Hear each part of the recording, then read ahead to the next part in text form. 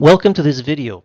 It's a video from a workshop given to Dawson's eLearning Community of Practice in October 2017. Now, originally the workshop was titled How to Make Your Online Course Accessible. However, I add, is your e-learning course also inclusive? I added the word inclusive, and we will talk about that later. Now, first of all, I'd like to say that I'm not doing this alone. Obviously, I'm part of a bigger team, a great team, the Student Accessibility Center team. I won't name everyone, but as you can see in the slide, I'm just one of many, and we're all there to help you out. Now, a little tidbit of information. Dawson is the only college in the network to have an assistive technology lab, and that's where I usually am hiding. The lab is called the Inclusion Solutions, Assistive Technology Lab, and you can find me at 2E15. You can call me at extension 1217, and obviously I encourage everyone just to come and drop in. Why do we do what we do? Well, for me, it's all about offering an equal opportunity without discrimination, of being able to level the playing field. And that means, in our jargon, to provide reasonable accommodations and to encourage a lot of UDL, Universal Design for Learning. Now, this is done without any modification to course requirements, and students must necessarily achieve the required competencies of the courses and program. In the first slide, I had mentioned the two words accessible and inclusive. For me, they're similar, but they're not quite the same. Both serve to reduce or eliminate barriers to learning for students in a disabling situation. However, accessible to me is equal to the reasonable accommodations. Accommodations that are given by the adapted services, by the Student Accessibility Center, and it's done by case. It's a case-by-case situation where we evaluate every student differently. As for me, inclusive is all about helping many invisible disabling situations like reading and note taking. It usually is called universal design, and it's a design where it encompasses everyone, so it's for all. When preparing for the workshop, I found two articles encouraging inclusive approaches. The first article is by Phipps in 2002. And what really caught my eye is that meeting the needs of disabled students can no longer be seen as an optional extra that some of us provide. It can't be either done by by feeling charitable. We have to now start thinking of more universal design, of more universal design approach. The second article is by Raymond and Havel in 2017 and 2017. And in here, we see the same message saying that because of the influx of students in disabling situations, we don't have a choice and we gradually need to gravitate towards universal design. Now, what's really interesting is it basically saying the same thing 15 years apart. Often when people come to the lab, of course I encourage you to come and see me, 2E15, we often talk about challenges with auditory, visual, and motor disabilities. And the chart here is basically to show you that, yes, they do exist in the college. We have them and we serve them. And it's a case-by-case approach with these disabilities. Now, what I really wanted for you to see is the learning disabilities and the neurological, understand ADHD and neurological, and many neurological is probably a little bigger because some ADHD end up in learning disabilities. So just to show you, give you an idea of the more invisible disabilities that we have to play with. And these students are in your classrooms, and we will talk about ways to help them out in the later slides. Print disability, the most invisible one. It encompasses the majority of disabling situations. Now, what is print disability is basically not having access to printed text. Of course, the first that come to mind are the visual impairments students, but again, if we remember the graphic of the other slide, there are very, very few, and these are case by case, and we can deal with them through a Student Accessibility Center. But dyslexia and all other language-based impairments, ADHD, attention deficit with hyperactivity disorder, those are the most common ones, and they often have a print disability also. There are also hearing disabilities, but again, hearing impairment, very few students, and central auditory processing disorder, again, an invisible disability, but very few students. So I'd really like to concentrate on the print disability for dyslexic and ADHD. Now, in keeping with the notion of the print disability, I'd like to present to you the dreaded course pack. Course packs are, for visually impaired, very, very difficult. There is problems with the fact that most of them are image PDFs, which means that they aren't actual text, and the quality of the photocopies are often questionable, which means that it's quite a challenge for us to rescan and to OCR. OCR means optical character recognition, basically analyzing and retransforming it back into readable e-text.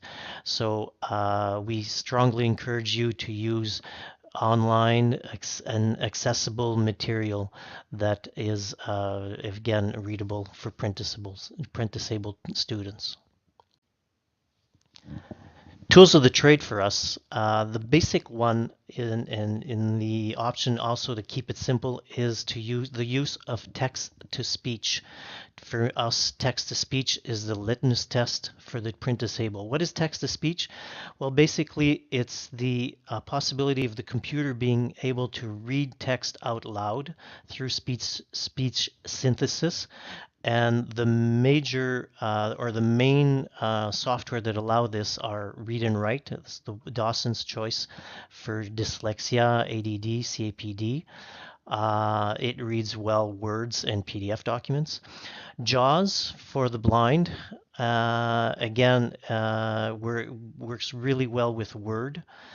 And ZoomText with speech for students with low vision. But they all have the same thing in common, is that if the computer is able to read the text, then the print disabled students will be able to read the text.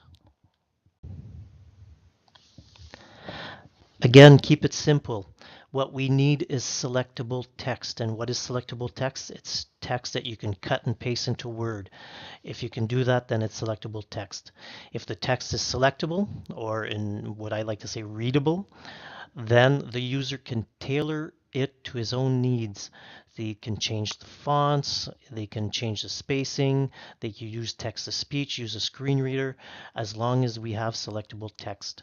The other thing is for print disabilities, fonts with sans serif is easier to read. And just a little note here, I know it's more and more common to use Prezi. Just so you know, Prezi as of now are not accessible, and I would strongly suggest use other alternate formats than a Prezi.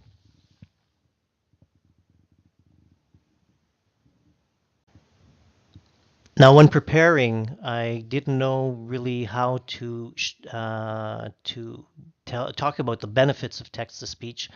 And the day before the actual presentation, I got an email from Amazon and talked about the benefits of text-to-speech. You have the reference here. And basically, for them, speech synthesis makes applications more accessible. It allows people to consume and comprehend information, which I've thought very interesting, without having to focus on a screen. And in the next 3 slides, they give the key advantages to using text-to-speech. The first advantage is necessarily accessibility. So for them, text-to-speech provides access to people who are unable to read due to an impairment or literacy challenges, what we call print disability. And it offers an alternative way of getting information to them. Now, alternative way for the UDL people out there, you understand that this is a universal design principle. I found it particularly interesting the way for them it also enhanced learning. And to them, some of the benefits of text to speech is also to improve comprehension, recall, vocabulary skills, motivation, and confidence. And they go as far as to say that when you apply text to speech to online materials, it facilitates e-learning. And we are in a presentation for the community of practice of e-learning. So I thought that very interesting. Lastly, they also talked about mobility and freedom because with text to speech, you can also create digital audio content. And for some people, not for all, but for some people, it allows them to listen to their documents on the go and multitask. So maybe do the dishes and listen to your course at the same time. Other tools for accessibility are the accessibility checkers. Now in Microsoft Office 2016, well, actually it started before, but in 2016 they are even easier to use. All you need to do is go in the tell me what you want to do and type in accessibility checker and it will pop up. Doesn't matter if you're in PowerPoint, Word, or Excel, and it will actually check your document and give you suggestions how to make it even more accessible. Now, if you're a Google Docs user, there's an add-on called Graggle Docs that basically does a similar thing. And the last accessibility checker is actually a Google Chrome extension called Wave, and it does the same thing. It checks for accessibility, but for websites. So if you want to know if your WordPress class website is accessible, Wave is a good tool to use. There are also tools for videos. So caption videos obviously will help the hearing impaired, the CAPD crowd, and the ADD. What's new? What's new this year is that the Student Accessibility Center could actually have video captioning done. Now, always read the fine print. The fine print, it will take a few weeks, and this is a new service, so we haven't had a chance to try it yet, but it is possible. Now, the other possibility is to put your video in YouTube and use the automatic captions in YouTube, and you could also go in after and edit those automatic captions that aren't always perfect, and that's another way of getting around it. Now, describe videos for the visually impaired. Again, new service offered by the College Network, and SAC has access to this, so we can have video description done. Again, read the fine print. It will take a few weeks. So my hidden agenda for today. Well, I hope one of the messages that came through is keep it simple. If you assure compatibility with text to speech, so selectable text, readable text, you will have, in a universal design approach, taken care of many barriers. Now, it's not because it's in electronic format that it's accessible. Image PDFs are not accessible, I remind you that. So that's one of the agenda key points that I would like for you to take home from today. The other one is that e-learning has a potential of being more inclusive. Material normally is already in an electronic format. It's just a matter of making sure that it's accessible. And what I'd like also is that accessibility and inclusion should not be an afterthought. It should something that is built into the system from the get-go. Thank you very much. Again, my name is Roch Ducharme, 2E15 Inclusion Solution Lab, and I can be reached at extension 1217. See you soon.